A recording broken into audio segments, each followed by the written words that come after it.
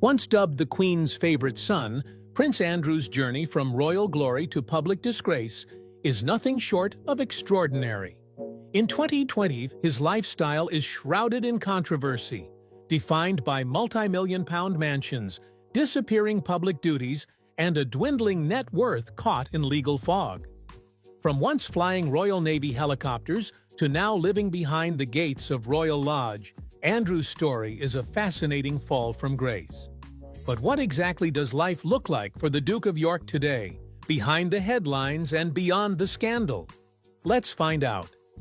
Prince Andrew's net worth is currently estimated at $5 million, a modest sum considering his former position in the British royal family. The bulk of his income comes from his naval pension, the result of 22 years of service in the Royal Navy, where he served as a helicopter pilot and rose to the rank of commander. The pension is said to be around £20,000, $25,000 a year, a pittance compared to the royal lifestyle he is accustomed to. Previously, Andrew received a sovereign grant of around £250,000 at $322,000 a year, which covers official duties and office expenses. The money comes from the Duchy of Lancaster, the monarch's personal estate. However, after being forced to step back from public duties in 2019 and officially stripped of all military titles and royal patronages in January 2022, King Charles III ended the grant in April 2023. Many sources believe that Andrew may have received an inheritance from Queen Elizabeth II after her death in 2022. Although there are no official figures, the money is believed to have helped him maintain his living expenses at Royal Lodge, the luxury residence he currently lives in on a long-term lease. However, sources close to him also say that he does not receive a direct inheritance from the Queen's personal fortune, making his financial situation even more difficult. After a huge legal scandal with Virginia Giuffre, which was settled out of court in 2022 for an estimated $10 to $12 million, along with millions of pounds spent on personal security and the renovation of Royal Lodge, Prince Andrew appears to be struggling to hold on to what remains of his royal halo. Recent reports suggest that he has been given permission by King Charles to engage in private business ventures to supplement his income, although the specifics have never been made public. Some sources have speculated that this could be consulting or investment work. This not only reflects the actual financial situation, but also shows that Prince Andrew's position within the royal family has completely changed. Andrew Albert Christian Edward, born on 19th of February 1960 at Buckingham Palace, Andrew Albert Christian Edward is the third child and second son of Queen Elizabeth II, and Prince Philip, Duke of Edinburgh, second in line to the throne until the birth of Prince William in 1982. Andrew is now ninth in line to the throne, after the descendants of his two brothers, Charles and Harry. As a child, Andrew was educated at prestigious schools such as Gordonstone and Heatherdown. He then joined the Royal Naval Air Academy and began his pilot training. As well as being a member of the royal family, he is also a full-time officer, having served in the 1982 Falklands War as a helicopter pilot. It was his presence on the front lines that made him a strong point with the British public at the time. A brave image, different from the stereotype of princes living in luxury. During more than 2 decades of service in the Royal Navy, Andrew served as a flight instructor, reaching the rank of commander and being made an honorary rear admiral. By the end of July 2001, he officially retired from the military. In 2005, he was promoted to honorary captain and went on to hold many symbolic positions in the Army, Navy, Air Force, and Commonwealth forces. Not stopping there, Prince Andrew also served as the UK's Special Envoy for International Trade from 2001 to 2011. In this role, he represented the UK at major economic conferences, promoting trade and investment with other countries, an important position that brought him no small amount of fame. In addition to his official duties, Andrew is also involved in more than 100 charities and social organizations. He is honorary president of the NSPCC's Full Stop campaign, executive chairman of the Outward Bound Foundation, and a patron of organizations such as the British Schools Exploring Society and Sea Cadets. He has also supported organizations that provide vision, hearing, and disability services across the Commonwealth. Next, let's explore his house now. Given to Queen Elizabeth II in 1986 as a wedding present after Andrew married Sarah Ferguson, Sunninghill House is a modern estate in Berkshire, England, with 12 bedrooms, extensive grounds, and lavish amenities, including a swimming pool and tennis court.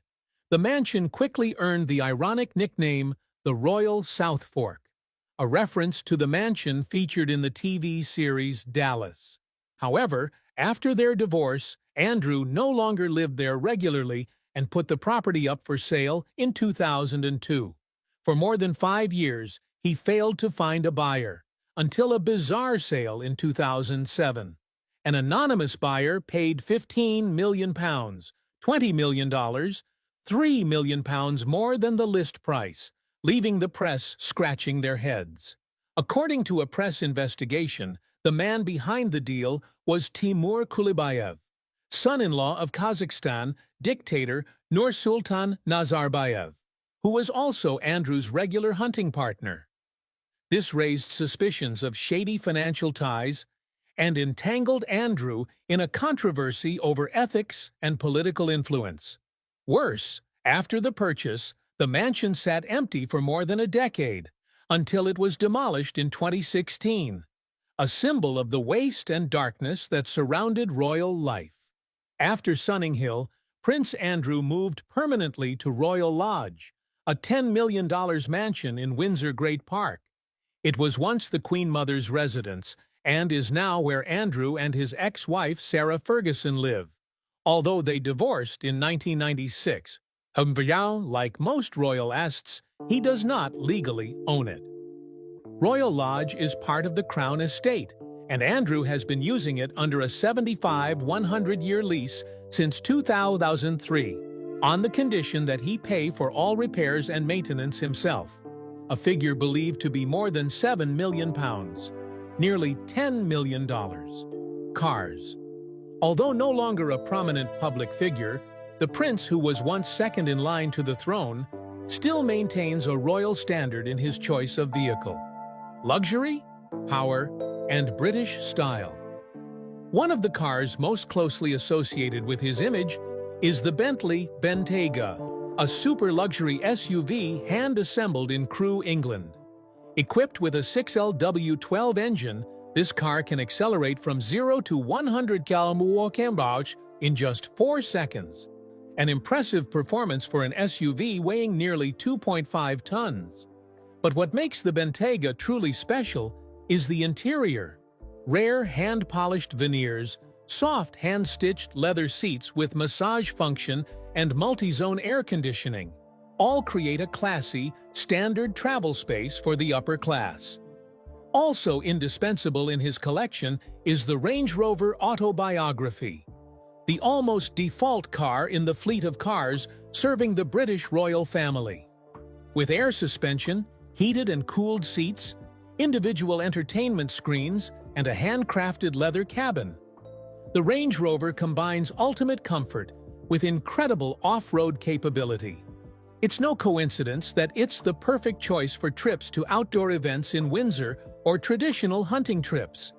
Prince Andrew is also often seen in his Jaguar XJ, a luxury sedan with a classic and modern style. The XJ he drives is likely to be the version equipped with a supercharged V8 engine, providing powerful acceleration while still ensuring smoothness, thanks to the intelligent adaptive dynamic suspension system.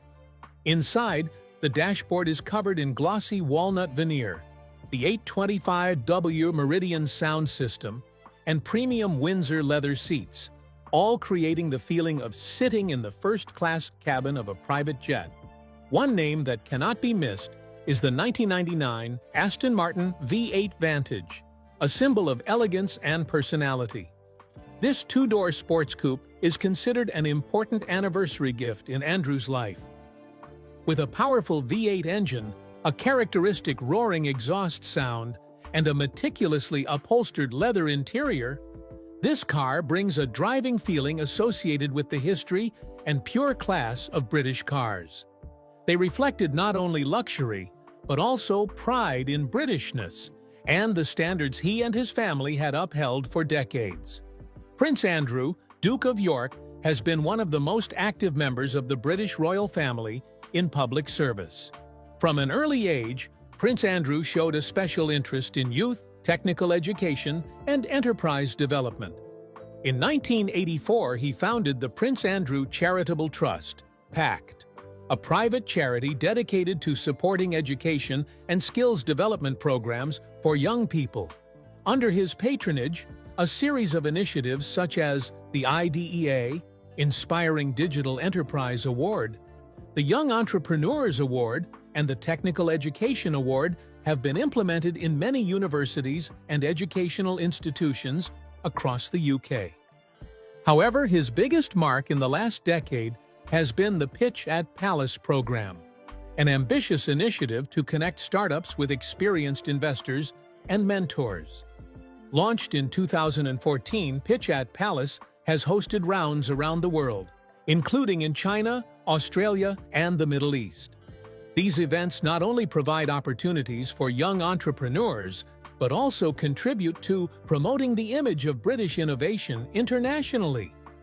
The initiative has received support from many organizations, although after his personal scandal, most of the partners withdrew. In addition, Andrew is a patron of more than 200 organizations in many fields, from education, environment, health, to culture. He is the chairman of the Outward Bound Trust, an organization that helps young people develop life skills through outdoor activities, and is a patron of Sea Cadets, British Schools Exploring Society, Royal Free Charity, Foundation for Liver Research, and Sound Seekers, an organization that helps deaf people in developing countries. His presence extends to international projects. In 2018, he became honorary president of Malaria No More UK, an organization dedicated to ending malaria globally. He has also supported the Women's Interlink Foundation in India, where he supports the Key to Freedom program, which connects trafficked or abused women to the consumer market through handmade products. However, the fallout began when Andrew became embroiled in legal disputes related to Jeffrey Epstein. Since 2019, after a controversial interview on the BBC, a series of organizations have announced that they will cut ties with him. By early 2022, Buckingham Palace announced that Prince Andrew would give up all honorary military positions and patronages. In total, he has lost more than 230 official patronages, one of the largest withdrawals in the modern history of the British royal family. To be fair, Prince Andrew has made a significant contribution to society, especially in the fields of education and youth development.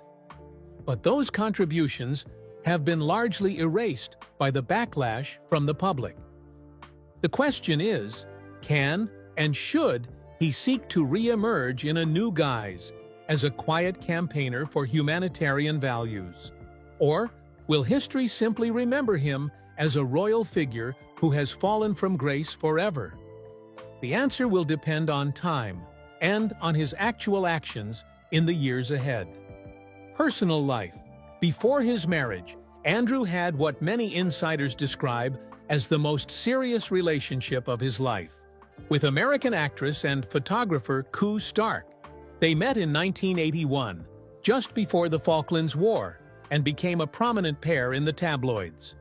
In 1982, the couple vacationed together on the Caribbean island of Mustique, igniting headlines and speculation. Royal biographer Tina Brown later described Stark as the only woman Andrew ever truly loved. However, in 1983, pressure from Buckingham Palace and media intrusion forced the relationship to end. Decades later, when Andrew faced public scrutiny due to his ties to Jeffrey Epstein, Stark publicly came to his defense, a sign of the deep mutual respect that remained between them.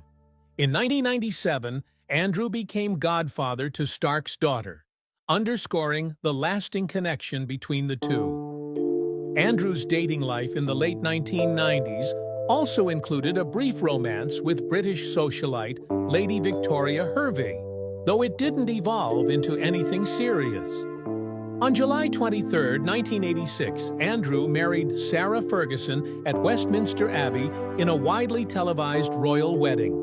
On the same day, he was granted the titles Duke of York, Earl of Inverness, and Baron Killaleaf, continuing a tradition dating back generations. The couple had known each other since childhood, reconnected at Royal Ascot in 1985, and quickly developed a deep rapport. Their early years together were joyful, marked by the births of Princess Beatrice in 1988 and Princess Eugenie in 1990. Initially celebrated for her down-to-earth nature, Sarah was a breath of fresh air within the rigid formality of royal tradition. However, Andrew's demanding naval career, often keeping him away for long stretches, and unrelenting tabloid attention placed enormous strain on their relationship. The marriage began to fray, and on March 19, 1992, the couple publicly announced their separation.